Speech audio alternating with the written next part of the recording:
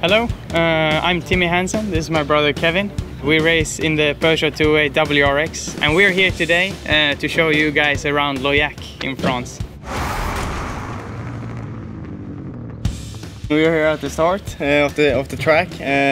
This is where we line up 5 wide, or even in the start six guys in a row. And we have the start procedure that's really important. We have a system that we have a few people in front, and when they go away, we start to engage our systems, put in the gear, getting the launch system right, the ALS on, and then the ready to race hand come on. The lights go green, and we're off. Lift the clutch and lift everything except the right foot and go. That feeling is amazing. Yeah. When you're on the launch and that 1-2 seconds before it actually goes green, nothing else exists in the world but that light. And when you go, and it's not a very long run down to turn 1 here, so it always get really interesting down there. Always big fights. Let's go. So we're down here at the first turn. After the start, we come down on the start and finish straight, and all the cars 5 wide go into one turn that's here, and all the action gets really tense. This is the place where a lot of the race is decided. On the run down from the turn to here, you have to have a really good start because it's a fast corner. So from the outside you can actually carry the momentum around the outside if you have that little advantage.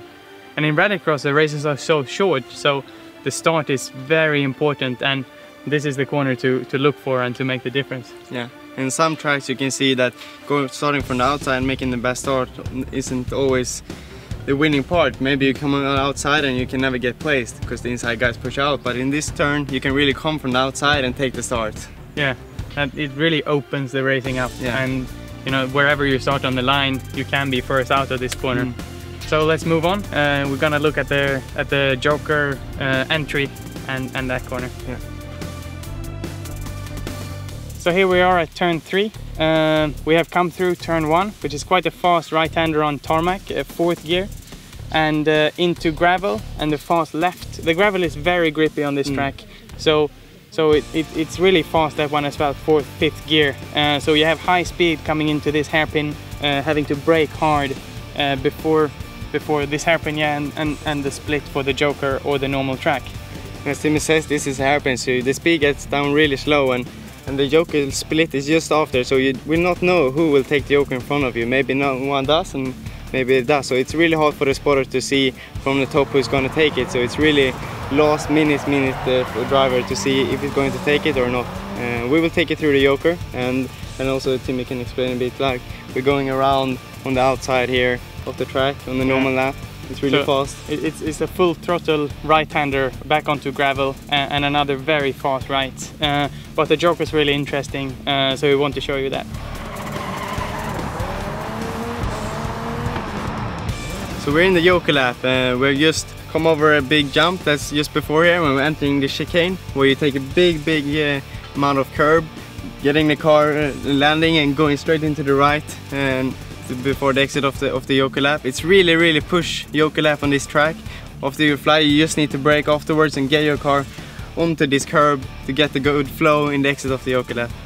And if you do this well, you don't lose as much time, and that's very crucial to the whole tactics of the race. And it's important with the speed how much you lose or gain in the Joker lap if you can get out in the fight at the end of this. So this is the Joker merge, and this is where you get to know if you've had the pace or not. Obviously the field has been split, and between the Jokers it's all about the pace and also about how fast you can do the Joker. And this is where you get to know. It ends with quite a fast right, but even a faster right-hander on the normal track.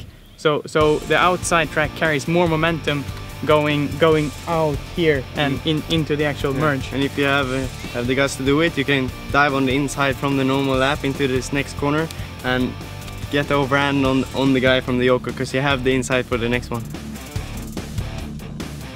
So this is the last 2 corners and the corner after the Joker lap merge. And this is the corner where you enter side by side when you exit of the Joker lap, and big action can happen on this place just before the end of the lap. and you just have 2 corners to go until the finish line, and it's the slowest combination of corners on the track, and so the fight can be hard in this one, and it's a very technical last corner. But it's often very hot through this section, and it's where you decide who's the winner and who's not. Yeah.